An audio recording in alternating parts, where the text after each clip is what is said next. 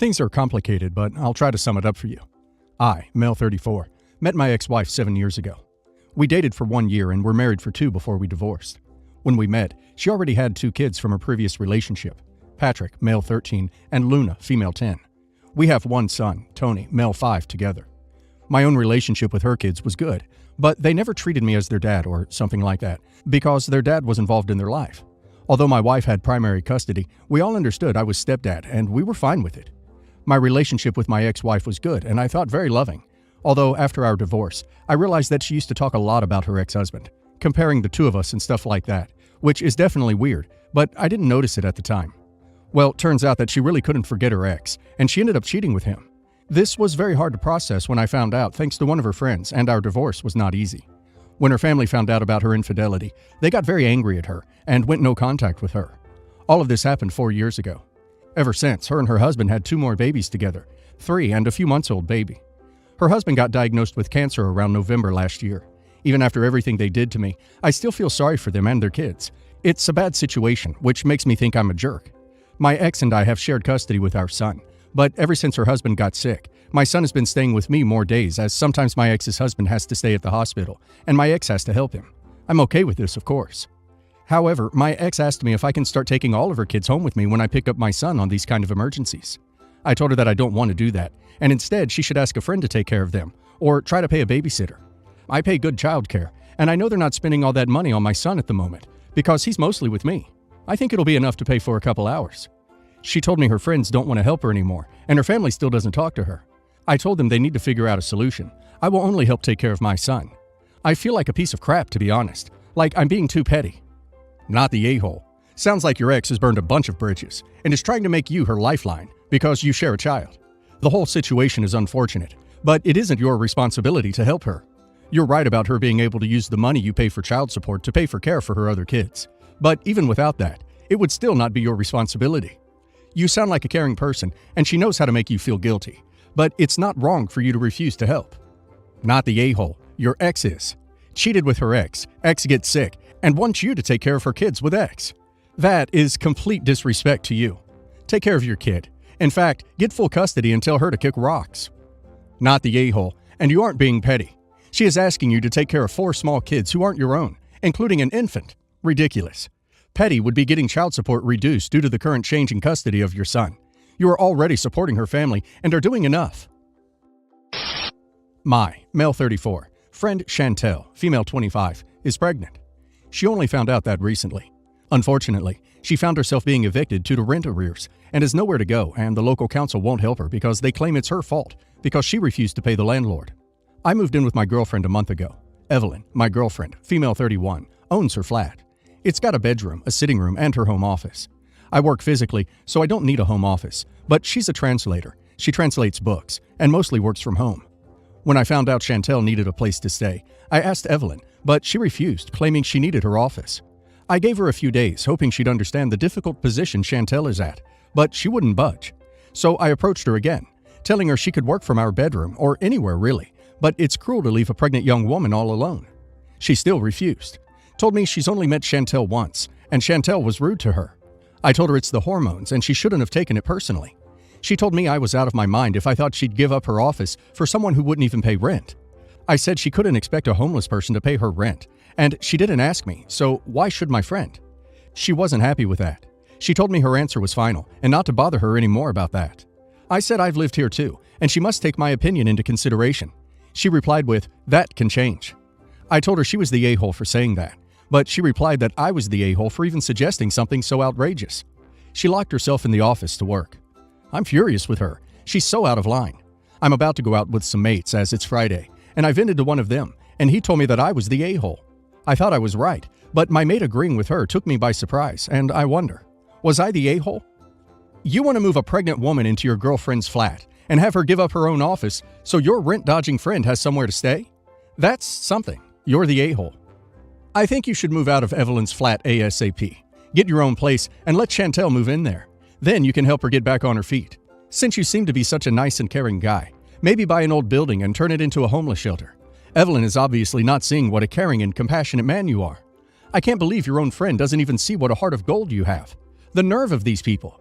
I can see why Chantel would be rude to Evelyn. She's clearly not charitable enough like you are. I truly hope you and Chantel start a nonprofit and help others in need with your same level of entitlement. You're the a-hole. You're the a-hole. It's her flat. Your girlfriend needs to work from home, and she doesn't know your friend. She doesn't have to say yes. I haven't seen my mom in a year. Last year, there was a big fight between me, my wife, and my mother about how Christmas would work and who would host. My mom decided she didn't want to see me anymore. It sucks, but I'm not going to beg her. My wife and I have a disagreement regarding our 1.5-year-old son. She thinks my mom is a horrid person for not sending him gifts, cards, asking for pictures. I think if my mom actually wants no contact, she is doing the respectful thing.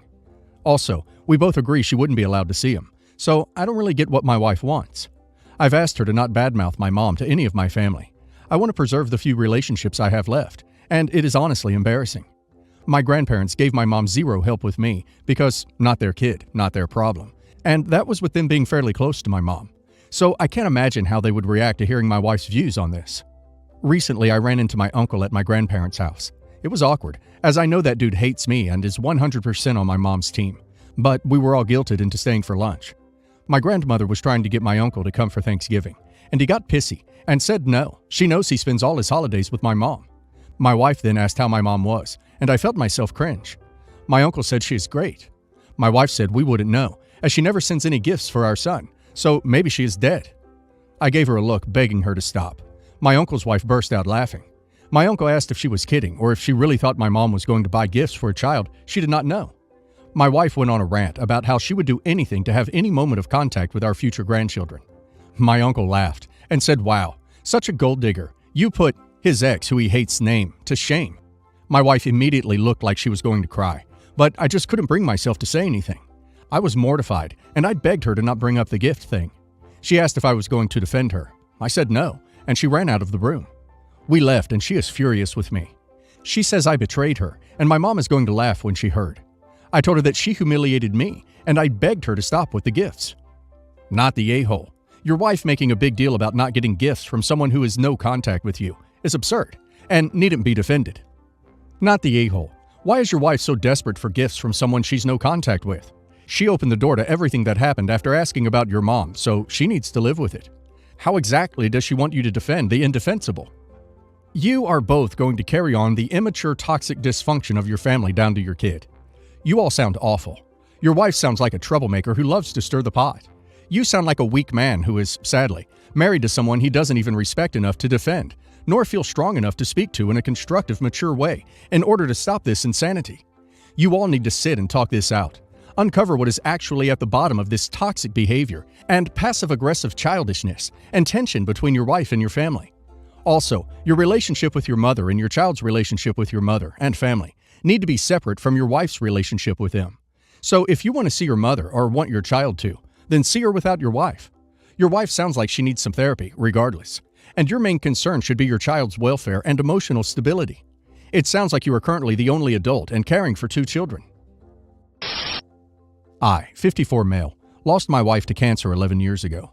It was hard for my kids, 26 male, 24 female, Jane, and me, but my daughter was devastated. Jane and my wife are extremely close, and she's been in therapy for many years at this point. I never thought I'd date again, and did my best to be supportive and give both of them enough love to fill the void left by my wife. It was tough and very trying at times, but I'm proud of the people my kids have become. Last year, I was taking an oil painting class and met a woman, Lacey, 42 female. She's the first person I've had feelings for since my wife died. She had divorced her husband a year prior, so we were both taking it slow. I waited a couple of months before telling my kids I was seeing her. My son was happy for me and told me he was glad I found someone. Jane, however, was rather cold and distant when I told her. I asked her what was wrong, and she said nothing was wrong. Lacey and my son get along quite well, but Jane has only been cold and passive-aggressive towards her. Lacey has tried her best to be kind and hasn't pushed to be in Jane's life, but Jane's attitude hasn't changed. Jane always makes rude comments about Lacey whenever I see her at this point, regardless if Lacey is there. Every time I ask her what her problem with Lacey is, she just deflects, and pushing the question just makes her more angry and defensive. This came to a head last weekend. We had a family gathering to celebrate my mother's 82nd birthday. Jane asked why Lacey was there at all, and I told her that Lacey is important to me, and she gets along really well with Grandma.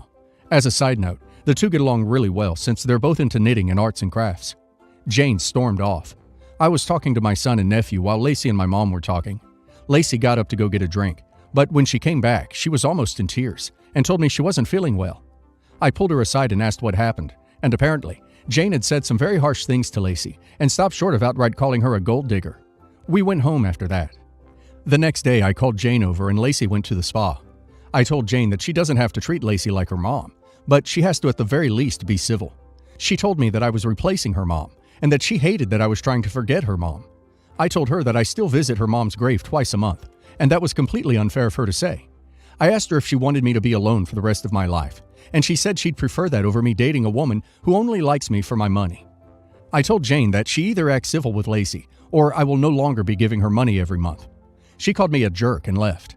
My son called me later and said that I wasn't being fair, and it's just taking a while for Jane to accept me moving on. I'm not sure what to do at this point. I understand Jane is hurting, but I can't stand seeing her take it out on Lacey. Am I the a-hole? Edit. Jane is in her junior year of college, and I'm paying for her so she can focus on her studies. I encouraged both of my kids to take time before deciding what their plan was, and my daughter tried some different fields to figure out what she wanted to study. Not the a-hole. You don't even need a reason to stop giving an adult child an allowance. Not the a-hole. 11 years after your wife's death, therapy is not working. Your daughter has no right to tell you she'd rather see you alone and unhappy. Time to move on. Maybe if she was not getting money from you, she'd grow up and move on as well. Don't get guilted into not living life. Not the a-hole. Not even in the vicinity. Frankly, if Jane continues to act like a 3-year-old, I would cut off her money. She's 24 and old enough to earn her own living. Basically, my 31 male parents divorced when I was a kid. Both parents remarried, and my siblings and I lived with my low-income mom and her subsequent low-income partner. My step-siblings, who came into the picture a few years later, lived with their mom and my high-income dad. This situation meant that I had to move out when I was 18 because my mom downsized. But my stepsister has been able to live with my dad since she was a teenager, and still does now that she's 31. She pays my dad no rent, has a fully remote job, and shows no willingness to move out and have a life. I resent this because it has been a real struggle for me to get myself set up since I left home over a decade ago, and a lot of what I earn goes on living costs, while she doesn't have to worry about any of that. My dad even brought her on a holiday to Australia a few years ago, and he has never done that for me. I told my dad this situation has made me angry because I think it's unfair, and my stepmom told me to ducking leave her kids alone. I feel like I'm losing my mind over this because I burn with resentment over it, but at the same time, the cost of living is insane, and my stepsister isn't a bad person, just quite delusional maybe. Am I the a-hole for taking issue with this? If so, how do I get over the soul-destroying resentment I feel? Not the a-hole. Your dad is an a-hole here, and not treating his kids the same. He clearly has thrown you to the wolves. You have every right to be upset with him. Not so much your siblings. They are innocent here. But this is something you should not worry or stress about. You literally have no control over this. In the end, you will come out a much stronger and better person because of this. The question here is, how long are you going to let your dad impact your happiness? Not the a-hole. Your issue is with your dad, not your stepsister or stepmom. Insulting or resenting either of them ignores the source, your dad. You're the a-hole. Your sister has done absolutely nothing to earn your resentment. And let's be honest, the actual feeling you're experiencing here is jealousy, because your sister has it easy. When your parents divorced, they in the court decided where the children would go, and if and how much support would be paid. When your dad remarried, that had nothing to do with his prior family. It sounds like they are still married, and those children have the choice to live with him or move out if they want to. If you are angry that your dad is footing a holiday to Australia for your stepsister and not you, the person you should be angry with is your dad. You need to address this with your dad, not your stepmother, and certainly not your step-siblings, who, like you, didn't ask to be put into this situation.